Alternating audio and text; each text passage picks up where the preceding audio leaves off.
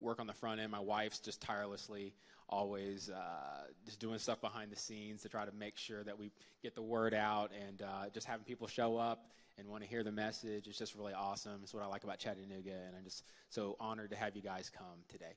So I'm going to go ahead and get started. Oh, they're doing the signs. Light on the face. Hi, thanks for coming out. This talk, it's really more of a talk. It's called Lift the Atmosphere. It's a talk about motivation. And I just want to give you a little bit of background about myself, who I am, why you're listening to this guy this afternoon.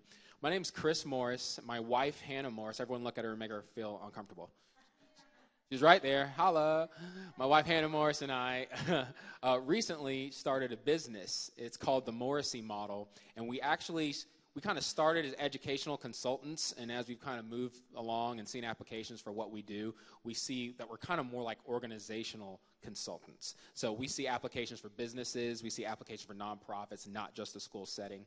But just to give you a little bit of background, my name's Chris. I was a math teacher, a high school math teacher in this area for almost 8 years, if you take all the stops. Yeah. Okay? All right. I know.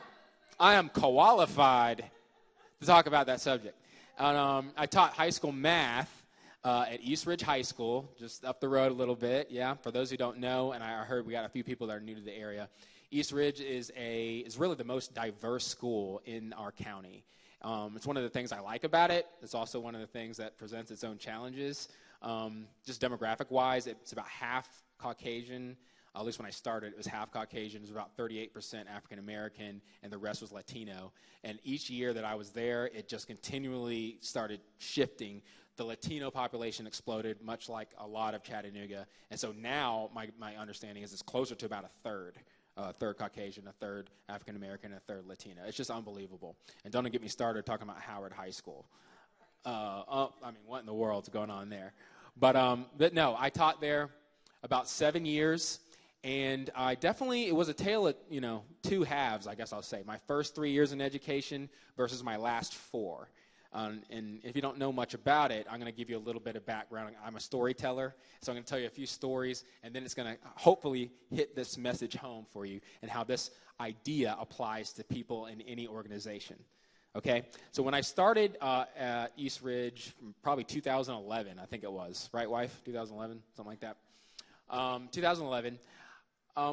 I definitely had the deer in headlights look, okay? For those of y'all who don't know, you might look at me and think I might come from some background, but really, my background with the students, compared to the students and what I really came from, it could be totally different.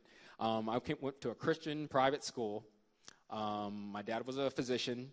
I thought that was normal life, frankly. I didn't really know any different. My friends kind of came from the similar background. So I thought everyone's high school experience was the same. So I had my certain expectations when I came into work, thinking, all right, we're going to learn Algebra 2, and you're going to have good study habits, and you would have heard the word home and work used together, compound word called homework. You wouldn't know what that is. And, not exactly. So just to kind of put things in perspective, I always like to talk about this one gentleman because I love him dearly, and I know him enough to know he wouldn't mind, but we'll call him Charles. I'm not going to tell the whole story behind Charles, but we'll call him codename Charles. And Charles and I ended up probably one of my favorite students, but he was definitely one of the most different. My first 2 weeks, there was something about Charles that I knew was a little different than the other students that represented that body. And Charles in particular, he just had no shame. Okay? Most of us carry with us a certain level of shame, and sometimes that's a bit healthy. Some people think things about me depending on how I act. Maybe I should take that into consideration before I do things. Didn't exist for Charles. So he didn't care what I thought. He didn't care what his peers thought. And so that presented itself a very interesting times in my classroom. So I remember when he first sat in my class, I honestly was kind of like, okay, I got to figure out what's going on with this Charles guy. Like, is there a special case thing I need to know about the guy? No one sat down with me, gave me an envelope, told me what I need to know about the kid. I'm thinking you need to have had that conversation with me because obviously I'm missing something. It was very hard to know, I zig, he zags. Well, no one told me anything. He would come into class. He'd wear his pants. You never seen Urkel, Family Matters, back in the day? There you go, amen. He'd wear his pants about this high. So when I talk about people not caring what people think of them, that's one example. And he would kind of walk around with a certain little, I don't know. He just didn't care. And it was about 2 weeks into the school year, and I was just grasping at how to do this job. I'm like, tell me what to do. I mean, when you say, this word, are they going to hear the word I'm saying, or are they going to hear something else, I didn't really, everything I was doing wasn't working, and I was falling on my face, frankly. Well, 2 weeks into the school year, I finally get my first conversation with a special ed teacher who comes by. You'd think that would have happened the very first week or in preliminary training, but no, of course not. We don't do that. 2 weeks into the school year, after you've already exposed yourself to everything you can imagine, exactly. I had this conversation that finally gives me this case study with about 10 kids that all have these very special circumstances. And first thing I'm thinking of, Charles has got to be in this list. Tell me what to do about this kid. Tell me what to do about this kid. I'm going through it. I'm like, should have known that. Oh, he's a diabetic. Wish someone told me that. I probably should have let him go to the restroom that time. Going through all these little notions. And I finally get to Charles. We look at his case study. And I remember she tells me, okay, let me talk to you about this particular gentleman. I go, oh, I'm listening. All the years. I said, oh, I'm listening. And she goes, okay, well, something you need to know. Last summer, he had a little bit of an issue with his grandfather. What I mean by that is he actually tried to stab his grandfather with a sword. He did, actually, 3 times. And I was like, okay. She goes, yeah, he has homicidal tendencies. But don't worry, he generally does okay at school. Okay, bye. And she walks out of the room. Now, I'm sitting at my computer doing email while she's telling me this. So I'm kind of half listening. I'm doing that typical guy thing where I'm like half listening to the woman and I'm really listening, thinking about the game or something else. I'm on my computer, and she just kind of lays that out there. Oh, yeah, he stabbed his grandfather. Well, he has homicidal. He usually does okay at school. And my first reaction was, okay. Wait, what? Literally had that double take. And I remember thinking, and she's gone. I can't ask a follow-up question. I can't, well, what do you mean? Usually does okay. Usually is an important word. I need to underline that. What does usually mean?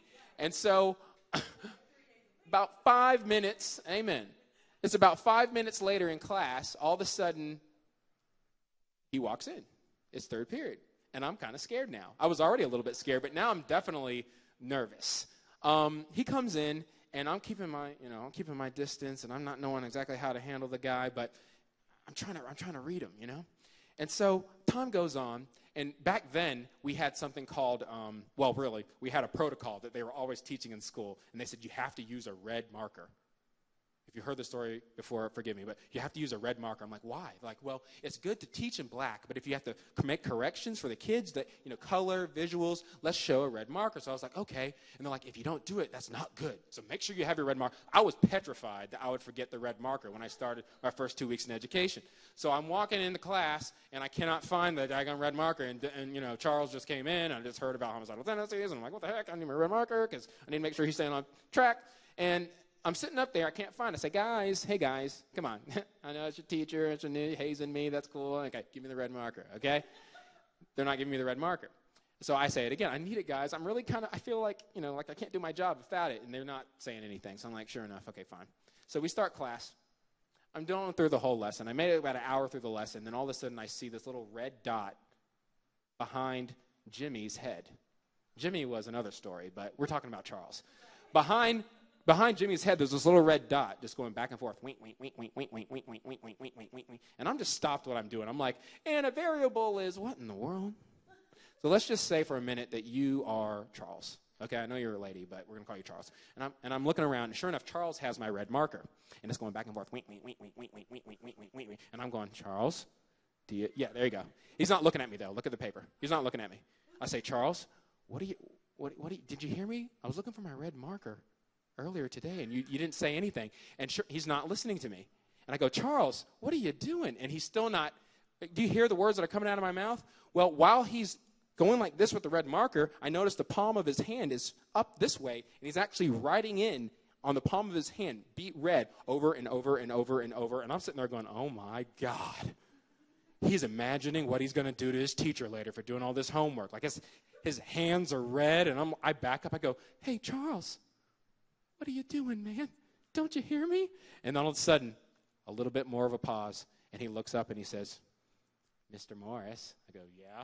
He goes, looks like you caught me red-handed. And it just took me off guard so bad. I mean, I went from I don't know if you can explain being absolutely petrified to completely just laughing your head off in one moment. I know we had like 15 to 10 minutes of class left, and I couldn't even teach. I said, class is over. I said, just be quiet if the principal walks by. I cannot do anything. I'm crying because he was so funny. Like, he was calculated, this guy was. He knew what he was doing. It was off the wall. It was something that no one else would ever do, but it was something that he was planning out for that punchline, and dang it, I had to appreciate that. So I don't know why I told you that story completely, other than to make the case that I realized something that day, and that relationship is perhaps the most important factor to take into consideration when you have to influence people. When it came to Charles that day, I realized this is the only way I'm going to be able to get anywhere with him. I got to realize, man, he's actually brilliant. He's like a sadistic comedic genius. And he will do whatever it takes. I could tell you story after story, but I don't have time to really get into all the particulars. I wanted to show you guys this morning, or this afternoon, some concepts that you could apply to any business or any organization that you're a part of where you're working with people, especially if you find yourself in a leadership role and you're tasked with trying to motivate those within your employ, or if you're a teacher and you're trying to motivate students who, I mean, they didn't even sign up to work for you. They're forced to, right? So, I mean, it's a whole nother level. We're really asked as teachers to force an unwanted product on people who are diametrically opposed to receiving your product. It's hard enough in business when people are kind of interested in what you want, but you just can't pull the trigger. These people are like, nah. So anyway, I wanted to talk about just the concept, and I want to throw this out your way and just maybe give you some food for thought. And the truth is that it's actually possible for you guys to relate with your people in a way that shapes their character and also at the same time draws out the best of those within your employ or those within your influence. It actually is possible. But the truth is, you have to understand what leadership truly is and what its function is. I am a huge fan. I don't know if you can show of hands. Anyone know about Simon Sinek? He has these. Yes, okay. I thought we'd have a couple. The TED Talks. He's really good. He's very popular. TED Talks. Yes, it's amazing. Okay, Simon Sinek's probably one of my favorite speakers, if not my favorite. And I'm going to borrow a little bit of one of his TED Talks. So don't think I'm plagiarizing. I'm giving credit to Simon Sinek for a second. But he talks about a very particular definition for leadership. He actually says there's only one requirement for leadership. Would anyone like to take a guess as to what that is? Only one requirement. Show up. Good guess. A little more than that. Only one requirement. Anybody else? Come on now. You said you're the first one, and you're like, hey, I know him. TED Talks. Okay, no. There's only one requirement. That requirement is you have to have followers. You're all like, oh, duh. You can't lead. You can't lead if no one's going to follow. But don't mistake what I mean when I say you have to have followers. I'm not talking about a title. I'm not talking about a role in an organization. I'm not talking about authority. I'm not talking about anything that society sets up to where someone can say, you're in charge and you have to do what he says. Okay? We can come up with all kinds of gimmicks, bonus incentives. We can come up with rules to try to incentivize people to play your game. And at best, you can get compliance. But we don't want compliance. When I'm talking about leadership, I'm talking about, hey, I want to follow that guy. I want to follow that girl. I'm talking about servant leadership, where you value people in such a way and you love people in such a way that resonates with the people underneath your influence, where they willingly want to follow the vision that you've laid out for them and the person that you are by how you relate with them. That is what actual leadership is. And that is the only way you're going to be able to shape the character, draw out the potential of those underneath you. And so these are some of the topics I want to talk about today. If you listen to one of Simon Sinek's most famous talks, one of the stories he likes to talk about, which I think is really interesting, is a business owner. He owns a manufacturing company that does annually $1.6 billion in revenue. It's just a American blue-collar manufacturing business, and very successful. But you know what? If you ever talk to him, he never talks about the numbers. He never even hardly talks about what his company does. He's obsessed with people. It's a passion. It's all about people. The customer is important, yes, but who takes care of your customers? Your people. He's obsessed with it. And he talks about the degree by which this man is obsessed with with people, with this one illustration that happened, of course, in 2008 when the economic crash hit. They, like everyone else, lost a significant amount of revenue. In fact, they lost 30% of their bottom line that year. And they were forced to come to the table and talk about, are we going to have to actually do layoffs for the first time in our company history? And they didn't want to do that. That wasn't his motivation. And so he actually made this universal policy that we're not going to lay off anyone, but instead we're going to force the entire company to take 4 weeks of unpaid time off. You can take it when you want to. You don't have to do it all at one time. But they told everybody in the company that that's what we're going to do. And what was amazing, what he found, was that those who could afford it more ended up taking more time off to allow those who could afford it less to actually do it.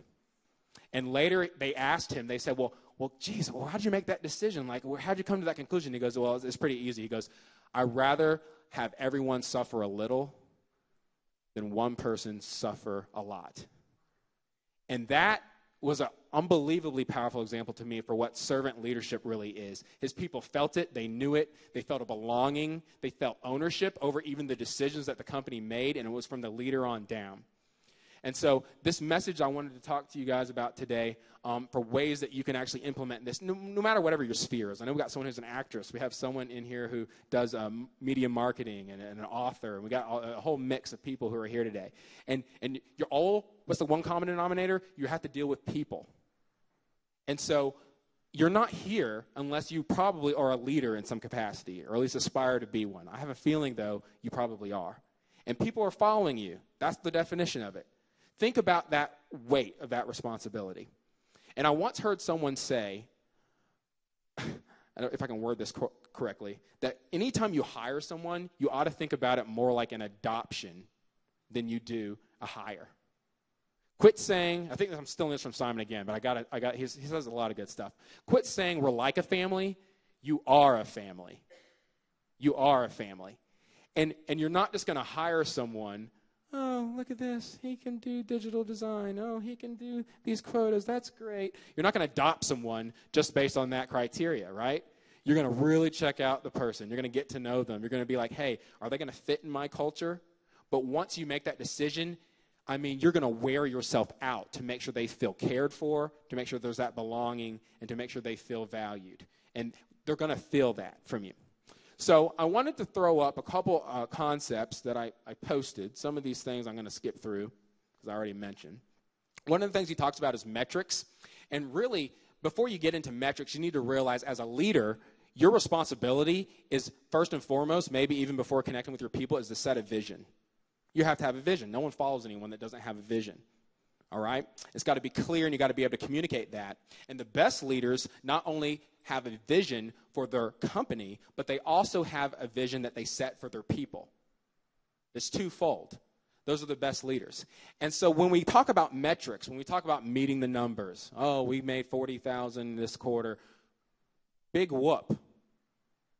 Metrics are a device that helps you know if you're working toward your vision. And no one is going to want to be accountable to what you have to tell them about the metrics if they're not accountable to that number you give them. They're accountable to a person. They're accountable to you. They're accountable to their families, to their wife, to the people that they care about. That's why they do what it is that they do. And they're going to work with blood, sweat, and tears when there's a leader who shows that value and care for them and also sets that vision and inspires them to work toward that. So these are some of the concepts. I know that was a bit heavy, but I want to get into a little bit more of how I kind of came to these conclusions myself and then walk you through some questions. So I have another question for the audience. Have you ever, and I'll just leave it up here, ever noticed that when you have a really solid relationship with someone who knows you got their back, right? Whether that's my homie, that's my dog, that's my sister, my brother, whoever that is. There's that comfort level that exists, right? Take a minute and think about who that might be in your life.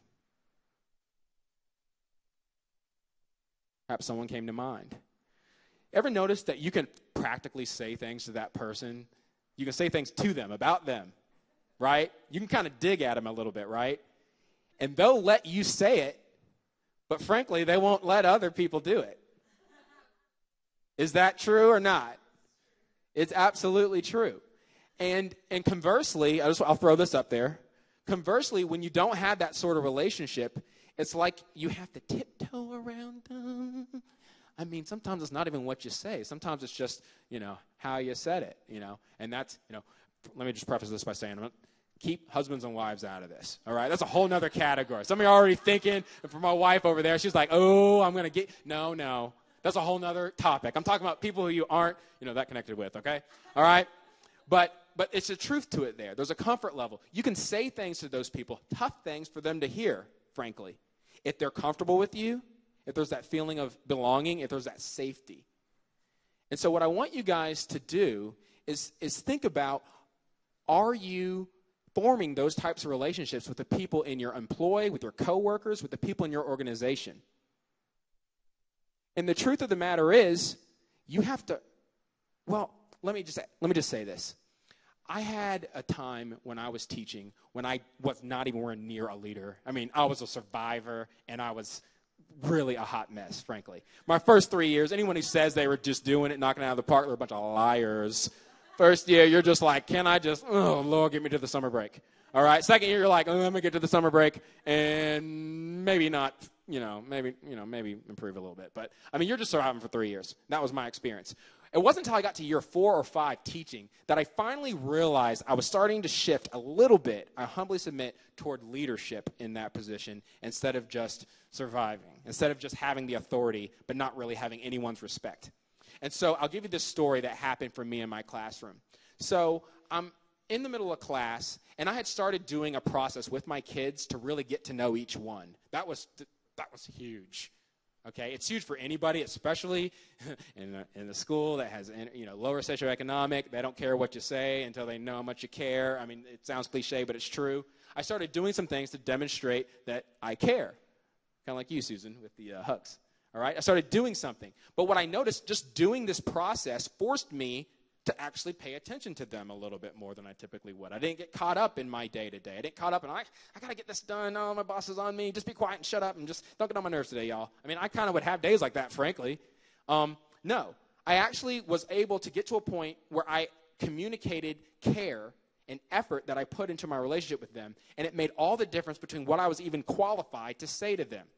In other words, what they would allow me to say to them. So I'll tell you what it was. I'm not gonna try to get a hot button issue here, but it was involving politics. Okay? It's not too far away. So around election cycle, and you can imagine how this last election cycle went. And I'm not picking sides. That's not my point. My point is you had somebody in the class. I told you it's diverse. Had some people in the class, Democrat, we want higher minimum wage. We want, all the things they push. They were arguing with somebody who was really conservative. I think their dad had a farm and a truck driver or something like that, and very conservative minded, and they're like, no, we don't need that would bankrupt the businesses, and they're going back and forth, and I finally kind of got sick of listening to their arguing, and I knew the kids. See, that's the difference. I knew the kids enough to kind of know what I could say to them, and I looked at the whole class, and I kind of was shocked at the audacity of what came out of my mouth. I shocked myself, and I literally looked at them. I said, guys, you're having the wrong argument. And they said, well, what are you talking about? Sure, this is a great argument. I go, no, why are you so worried about whether or not you can get the minimum wage job?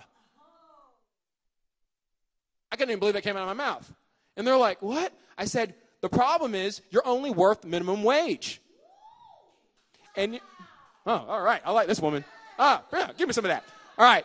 And I don't know, it just came out of my mouth. And I remember just thinking, like, you need to be disciplining yourself, getting so good at craft that adds value to society that you're seen as worth more than that. And I said, and the problem is you're sitting around bickering and you're not worth much.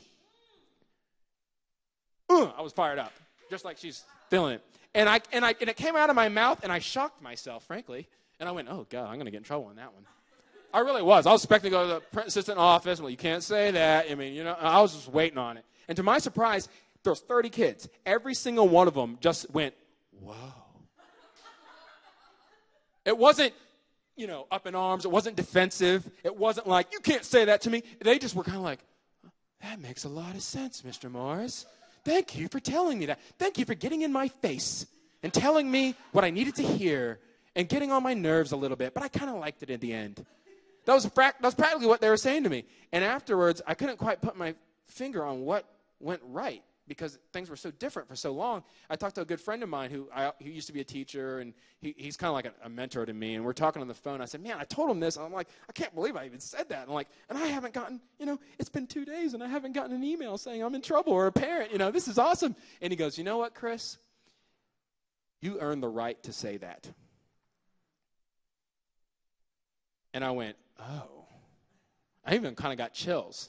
And we talked about some of the things that I started doing in my classes, ways to put them first, and to think about, okay, you worked a night job all till 2 o'clock. Sure enough, you don't want to listen to Algebra 2 at 7:15 in the morning. So we started having Math Cafe, and I was starting to let them have coffee, and I was pouring their cup and with some sugar. Just doing things that made them realize, I see you, I understand you have to listen to me for a long time, and I'm going to try to work with you. And just that conveyed things to them where I could say things. They knew I was a safe place. They knew I cared. And I didn't get there like that. I had to start somewhere. I said, well, what can I do? I can look at the school list and go through each one and think if there's anybody who did something good today. That was where I started. Because frankly, I didn't give a rip about something.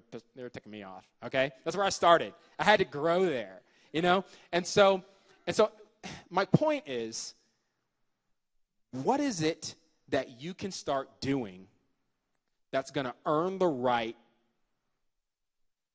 you know what I'm saying? That's going to give you the right, you will have earned the right to say what it is that you need to say to your people. That is the question. It's not, I asked him, I gave him 5 things to do. I said to get it done by Friday, and they didn't hardly do one of them. They don't listen to anything. They don't respect me, and frankly, I don't know if I can fire them, and maybe they know that. Maybe they know something I don't know. They're frustrated. You're pent up. Here's the thing. You can talk. You can have the authority. You can have the title, maybe. I mean, people these days, some people make up titles, It doesn't mean anything. You have to earn the right to say what it is that you need to say to these people. And you can't come at them with the hard stuff until you've really spoken value into them on an individual level, if that makes sense. So that's the question. If you're taking notes, I urge you, please write that. What are you doing? What are you doing to earn the right to say what you need to say to your people? You can't answer that question right now. Whoa, we good? You can't answer that question for real. You can't answer that question right now, but you do need to take a minute, write it down, sleep on it, and that's something I want you to contemplate. Okay, so I kind of laid out some heavy stuff, and I want to just skip through and give you a little bit of educational backup to some of the things I'm going to be talking about today. And if anyone's ever heard of this book, I don't know if you have, but especially if you're in any kind of business, if you're working in any kind of organization where you have some sort of influential, role in people that have to do what you say, basically, and you have to try to coerce them to do what you want, This is a great read, and I like chapter 4 in particular. It's called 30 Reasons Employees Hate Their Managers. My wife actually got the book, and she used to oversee about 40 to 50 employees at one point, so she has all kinds of stories. She should probably come here and talk.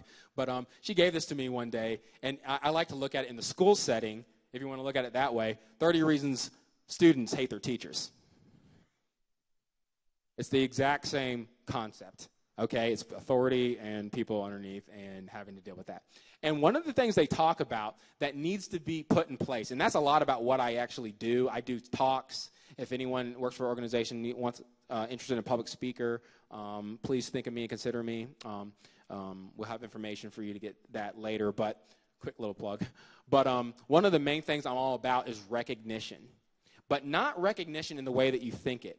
I'm going to make the case today that recognition is one of the most undervalued concepts that people utilize in organizational settings.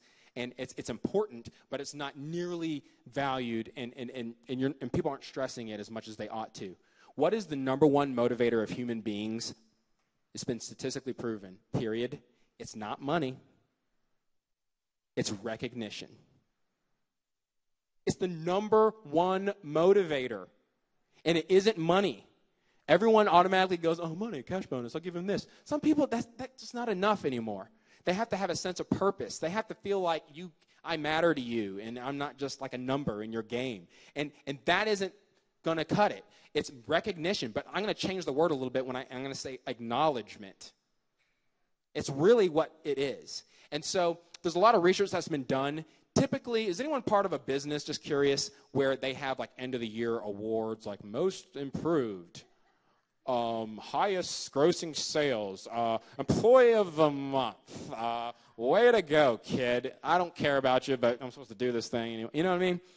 That's that's about as much value as people put on recognition. They do it at the end of the year, maybe the end of the month. It's not personalized. You barely even, you don't really know what they did to win it. They're just what'd you do? Any, meeny, miny, mo, and pick the person that you like? That's how it's done broadly across organizations. But I'm going to make the case this afternoon that recognition is not used correctly.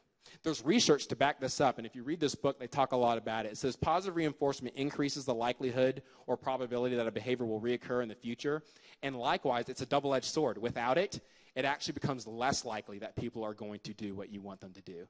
So you ask them to get this report done on time, they finally do it, and you say nothing about it, you actually have done more damage than if you had not even asked them to do it in the first place. The difference is people want recognition that's immediate and specific to what their own individual contributions are.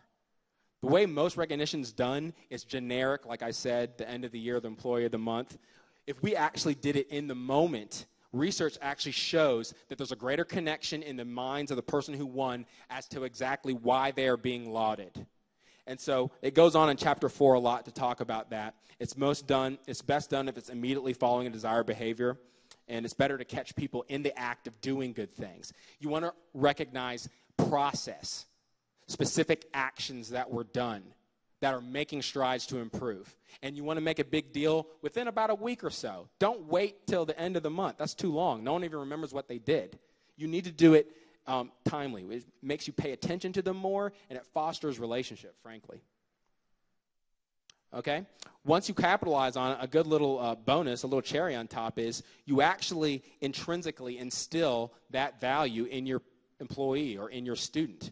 You can actually expect them to keep doing it regardless of whether or not you have to keep giving them an incentive. They've intrinsically been motivated. They realize, wow, he values that thing that I did, and he saw that. I'm going to keep doing it. I hope he sees me again. You don't have to give him a ticket, give him a cookie, give him a, whatever it is, give him another cash bonus. I mean, you're just kind of like treating them like rodents in a hamster wheel or something. And they're not that way. They're people. Okay? I want to show you this example. It's one of my favorite ones, okay? In my classes, I started doing something, and this is what changed everything for me. We do this for organizations, companies, nonprofits, schools, teachers. But this isn't the only thing that works. Can I just say that? It's something that I have a lot of background in, but it's a way that you can actually show and start earning the right to say what you need to say to your people. And so in my class, we started this concept. It was called the Math Morrissey Awards. And as simple as that sounds, it changed everything for me. I was a teacher for 3, almost 4 years, and I was burnt out. The bureaucracy was telling me to change the grading procedures, do something different, and frankly, it wasn't working because they don't care. The kids did not care. It didn't matter what I came out with. They didn't care. Some of them didn't eat the night before. You think they care about an inverse logarithmic function? And so I realized I needed to come up with something that actually helped with apathy and motivation. So I tried this. I asked my wife. I said, I'm going to come up with almost like an Oscar award. And I'm going to do it for my classes based on character and improvement in process, not in the end result. Because what am I telling a person if I only reward the end result? You don't matter. What you do for me does.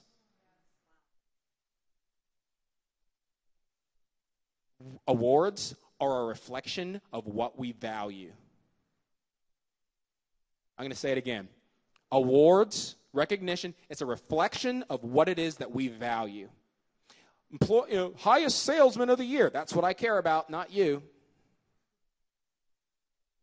Most improved, I mean, that's good, but it's really, Do you care about me? We need to award what we value, or maybe we need to change what we value, and then we can award appropriately. So I talked to my wife. I said, I want to come up with an award name. We'll call it the Morriskers. Exactly. Look at your face. That's the face she gave me. She was like, next. I said, all right, bad name. I'll try again. Thanks, wife. That's what she's my filter. I said, okay, well, what about, the Grammys, the ESPYs now, the athletes, the little divas, they have to have an award show, right? They all put a Y on the end of it. Let me try it. So my last name was Morris. I said, what about the Morriseys? We could call it the Math Morrissey Awards. And she goes, now that could work. I went, yes, wife. Good. Thank you for being my filter. I'm going to go with that. Had no clue how I was going to do it. I was on Microsoft Word. I was like, I'm going to come up with a name. I'll look at fonts. Algerian, that looks good. Have no creative abilities. I just know I want to give them an award for process, right? And we'll figure it out. And so I got on YouTube. And in the middle of class, I start blaring Oscar music as loud as can be. I don't know why the principal didn't come down and, shut it down, but I was blaring it, and I decided to just go with it. So I finally got up and said, hey, and they hear the music, dun, dun, dun, dun. And I go, yes, from now on. We're like, what are you doing, Mr. Morris? I go, from now on, we're going to have what's called the Math Morrissey Awards. And they're like, oh, what are you doing? This isn't in the chapter book. I go, put the book up. I go, we're going to do the Math Morrissey Awards. I said, Morrissey Awards are about your character. It's about you making efforts to improve on you. It can be for anything. It just takes effort on your part. And they were like, oh, gosh, I can listen to that. And so I just kept going. And so while the music crescendoing, this is the funny part, I literally just go through the whole room and I start telling them what they do that ticks me off. They didn't know it. I put a lot of fireworks around it. But that's actually what I was doing. I said, hey, Barbara, every single day that you give her that little look and you start gossiping, I said, why don't you go a whole day without doing that? You might win a Morrissey Award. And she goes, oh, I could do that for just a day. I go, oh, okay, cool. And then I walked over here and I said, hey, Monica, you know that homework assignment I wanted you to do for 3 days? Why don't you just do it already and get it in by Thursday? I'll have it Wednesday. All right. Went down the list, and I talked to each kid, and I literally, example. Okay, I was like, well, you sleep 5 days a week, every single day. And I said, hey, would you just take 2 naps next week instead of your usual 5? I can do that. Good. I went through every kid, and I told them what they did that ticked me off, frankly. But I said, why don't you work on something that I knew that they could do? That's the key. Don't overwhelm them with this huge task that they've never shown any ability that they can do. Give them a little bite-sized piece where they are like, I can put 20 minutes of effort into that thing. By the time the music was done, the pitch was over. I look at it like a movie trailer. I don't ever want to see a movie I haven't seen the trailer for, right?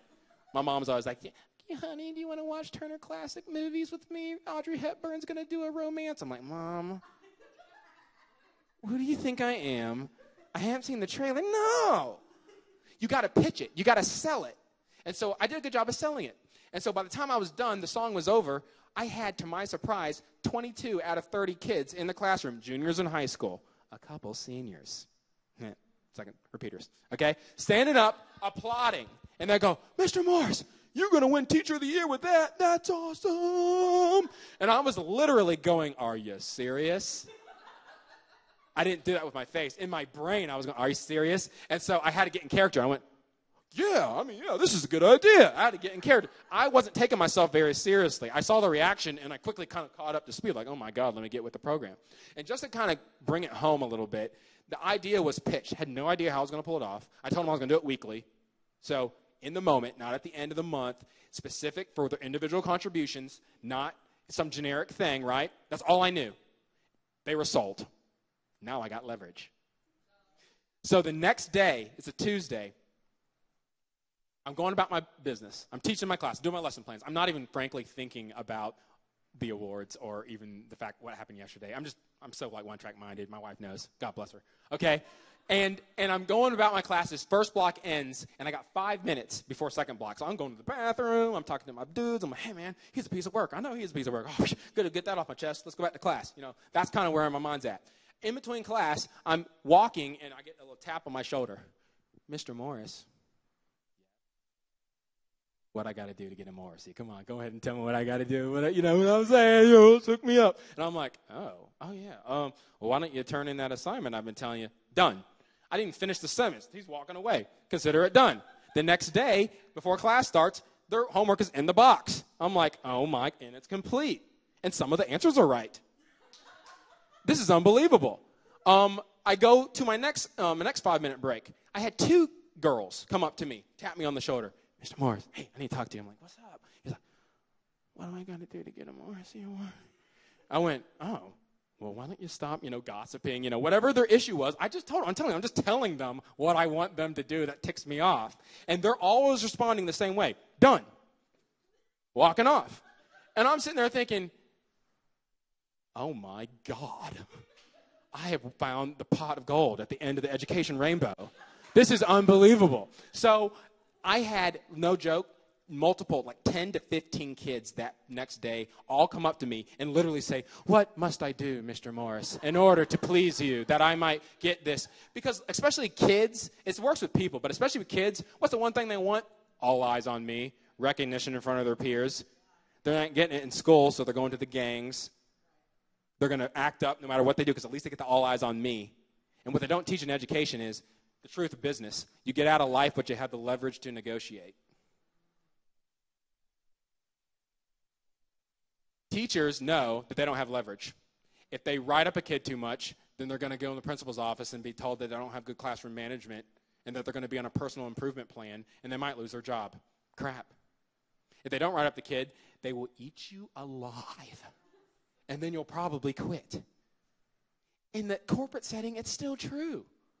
People are still people. Those same little babies who had their issues in high school are still got, Hannah, tell the truth. Do they still have their issues when they're coming to work for you? And they fine-tune some. And so what happens is you intrinsically tap on something that everyone desperately wants. You're coming up with all these grades and all these processes. We want air. They're suffocating. They want to be told that they have worth and value and that you see something in them that maybe they don't see. And when I found out I started doing this, I started realizing I was showing the kid something about himself that he didn't know that was good, that I saw.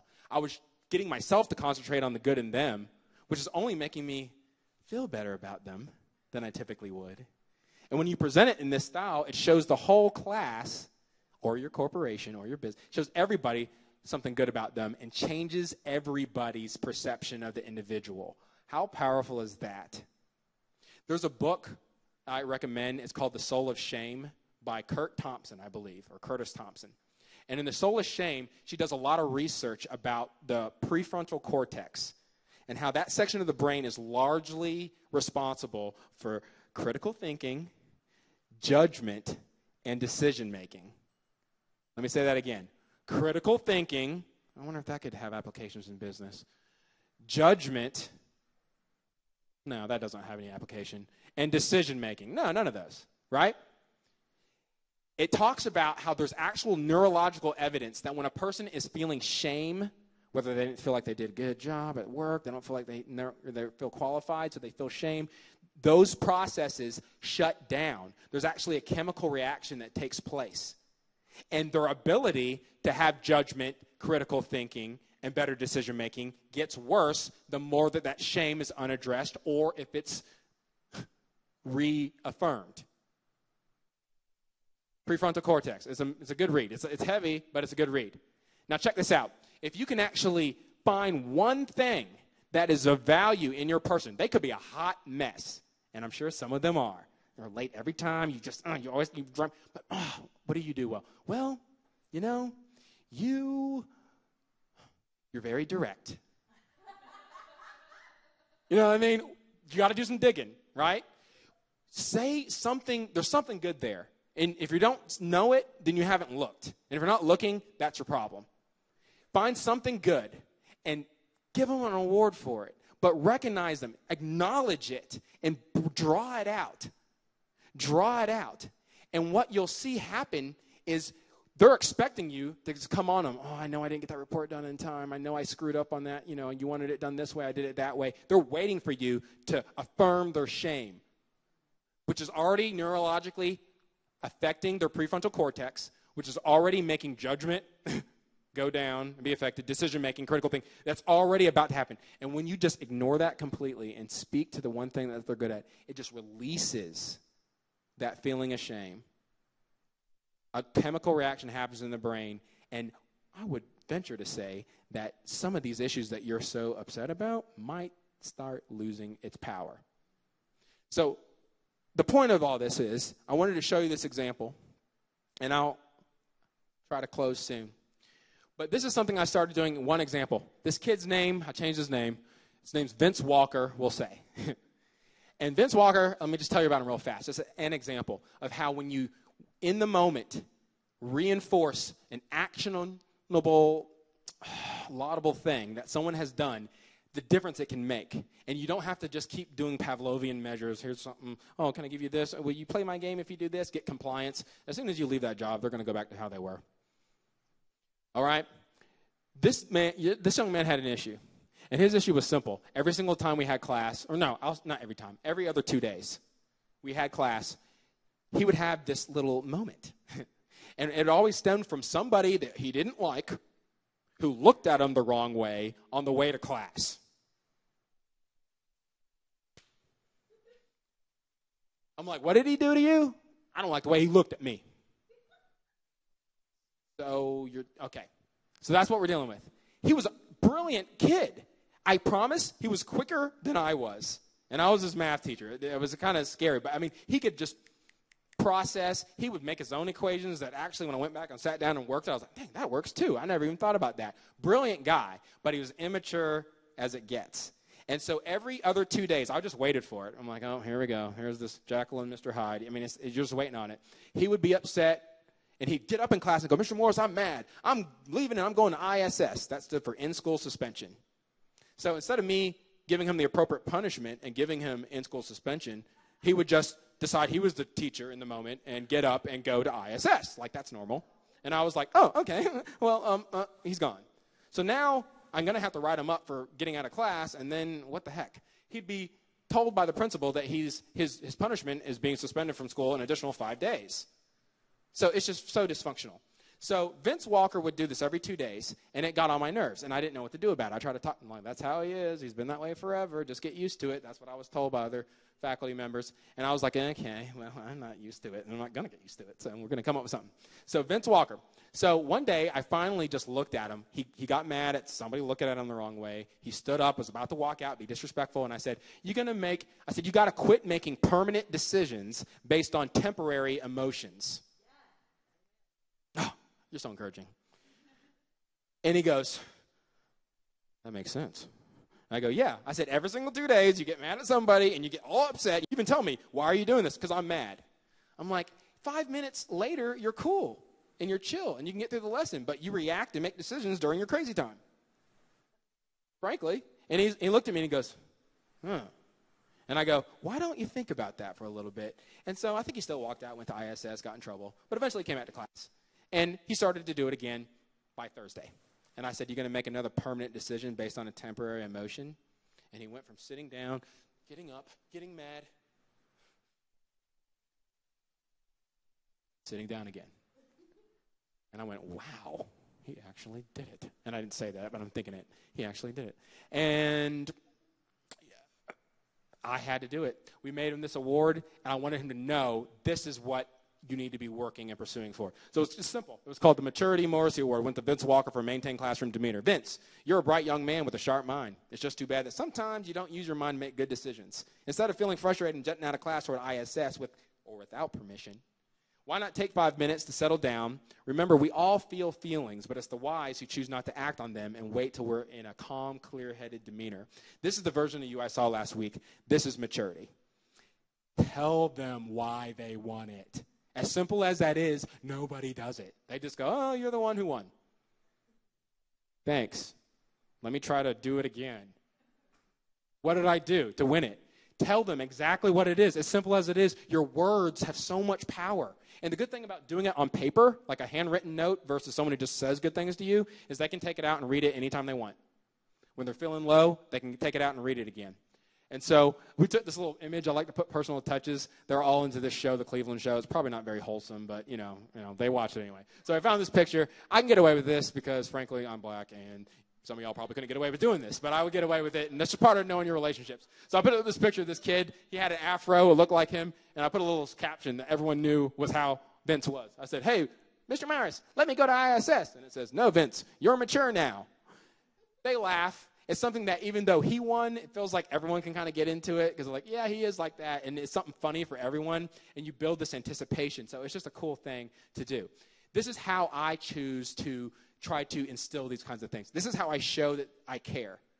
Simply by taking the time to do it, which the more you do it, it gets easier, shows them that you care.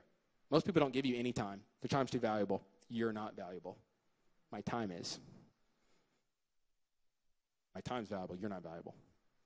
Give them a little bit of your time.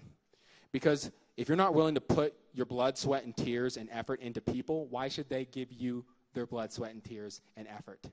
It's a balance, and we have to start realizing that and acting that way. And so this is a couple examples of things that we do now for our business. I'm here more to talk about the concepts. We actually brand teachers. This guy, he liked outdoors and Tennessee football, so we called it the Davy Award. And we actually kind of give him a platform and help him kind of come up with some creative ideas and ways that he can kind of do this kind of thing to connect with his people. We do this also for businesses. It's not just education. So this is an example of a person who has a life coaching business, and she does little challenges with her families where she meets with in order to incentivize them to work on areas in their family, communication, finances, whatever it is. And it's a way to reinforce that, and it helps the family hold each other accountable and to look for the good in the others. And so we came up with this award designed for her. We did another one for a gentleman who leads a Christian-based nonprofit in town, but he ministers to police officers, and so we decided to work with him because their whole mission is, God's the authority, and we want to make sure we're treating people that way. And you think about the landscape of America today and the distrust between the inner cities and the police department. Like, this is a powerful thing. And so these are just a few different examples of some of the things that we do. Some things I just want you to take away from this is that, I guess I really already said it before, but what are you doing to earn the right to say what it is you need to say to your people? Talk is cheap. It's actions that speak so much louder than words. But taking the time to act, to say certain words, is in its sense an action. It'll change the disposition. People who once treated you one way or are very defensive, you'll see their countenance change. They'll be open to what you have to say. You'll start to care about them more. That's the key. Just taking the time, the discipline to think about others. Somebody once told me the definition of selfless isn't to not, beat up yourself. That's not what selfless is. It just means to think of yourself less. And so I'm like, oh, that's helpful and easier, and I can break that down. So stop thinking about myself. Think about what's going on with them. You'll find that yourself gets taken care of because I so appreciate that approach. So I hope this gave you some good ideas to take away. I hope you found value in the talk. One of the big things that we want to start doing with our business is do more speaking events. I think we have some ideas that can be very helpful for anybody that works in an organization. I am so, so honored that y'all came out to our event today. I don't take that for granted. I know you had a lot of things to do, so you giving me your time, I appreciate that much. I feel valued because you valued this time that I was able to present to you today with your valuable time. So if you have any questions for me, I'll definitely stay to answer any of those. On the back table, please, please, please, I would appreciate this so much. Grab we have what's called a one sheet. Frankly, I just realized what this is. It's a little blurb that kind of shows you like, hey, this is a guy who does speaking events. I'll come speak at your thing.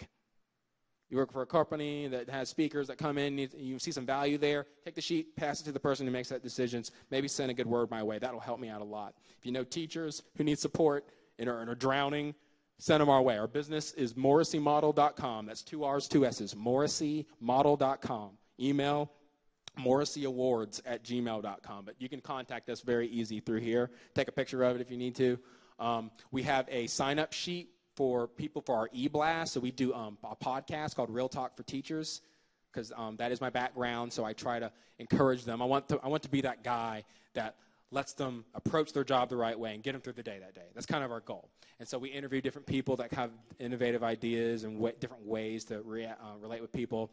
And, sometimes it's not always education, but that's kind of like what that podcast is for. If you're interested in getting that e-blast or getting subscribing to our podcast, please put your name. There's a sign-up sheet, your email, and we can add you to that list and develop a relationship with you that way. We also have comment cards. The last thing I'm going to say on that. Comment cards, if you have anything to say, feedback for this talk that I hope you found some value in, please leave it on the card. We want to know how to be better, how to say things that are going to help people, no matter what their sphere of life is. And I want to get better at my craft, but also just make sure I'm adding value to where I go. That's what it's all about. And give you some things to think about, or whatever, what have you. So that information is back there. My wife, Hannah, hey, will help out with that. Wife, is there anything I forgot? Tim. Shout out to Tim in the back with the cameras, helping me out. I bugged him all week long. Tim, your tie looks good, and your work ethic is even better. And I appreciate you guys coming out so much. I'll stay out. Does anyone have any questions? Yeah, I don't know. I'm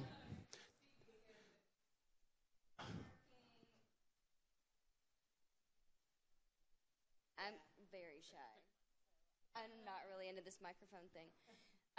We've been working primarily with teachers for a little over a year, but have branched out to, like you mentioned, nonprofits, working with the life coach, and now trying to even get involved with working with speakers for just a few months. So this is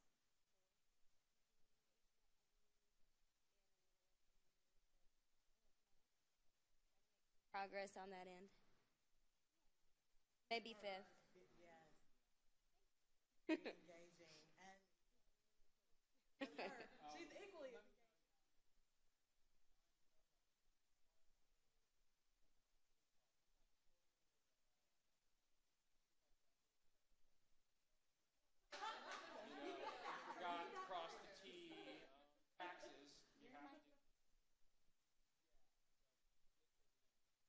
Everyone make her feel really embarrassed. And really, if you've been a teacher, I feel like you talk. I've been doing it for like eight. It's pretty easy, actually, because trust me, if I can get that audience, sometimes like you who are actually supportive, it's like, oh, you guys are wonderful adults. I love them. But anyone have any other questions at all? Okay, I appreciate you guys coming out. I really do. You never know what to expect when you try to host your own thing. And if you found, like I said, if you have found value, please go to morrisseymodel.com, ask me a question, shoot me an email, encourage me. It's, starting a business is not easy. Refer me. If you hear somebody saying they need speakers, hey, consider this guy. Tim's working on getting a video of that so that we can send the YouTube link so other people can check it out too. So thank you guys so much, and I'll stay after to answer any questions. Thank you. Sign the email, and we can email it out. But yeah, I'm hanging out for a little bit, so come talk to me or just have a great, blessed day. Thanks so much.